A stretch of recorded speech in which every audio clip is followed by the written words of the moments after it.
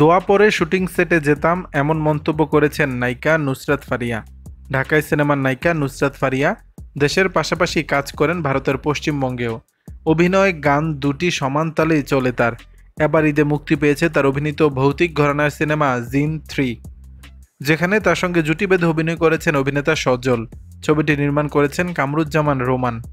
রহস্য, ভয়ের আবহ আর অতিপ্রাকৃত অভিজ্ঞতায় মোড়া এই সিনেমার দৃশ্য ধারণের কাজ হয়েছে বেশ কিছু গা ছমছমে লোকেশনে।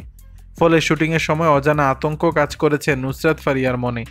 নুসরাত ফারিয়া বলেন, প্রতিদিন দোয়া পরে শুটিং সেটে যেতাম, আবার বাসায় ফিরে দোয়া পরে নিতাম।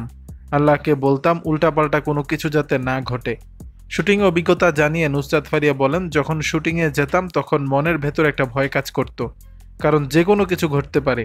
আমরা শুটিং করেছি শতবর্ষী একটি পুরনো বড় গাছের নিচে। সেখানে অপমৃত্যুর ঘটনাও ঘটেছে।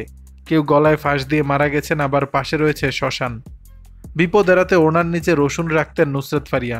তা জানিয়ে অভিনেত্রী বলেন, আমার টিমের সদস্যরা, বিশেষ করে হেয়ার স্টাইলিস্ট, মেকআপম্যান আমাকে নিয়ে খুব চিন্তিত ছিলেন। শুটিংয়ে যাওয়ার আগে তারা রীতিমতো দোয়া পরে ফু দিয়ে দিতেন। কামিজের ওড়নার নিচে একটা রসুন দিয়ে রাখতাম বা কিছু একটা দিয়ে রাখতেন, যেন কোনো ধরনের খারাপ কিছু না ঘটে। প্রসঙ্গত 2023 সালে মুক্তি পায় জিন। সেটি সাফল্যের পরের বছর আসে এর দ্বিতীয় কিস্তি মোনা জিন 2।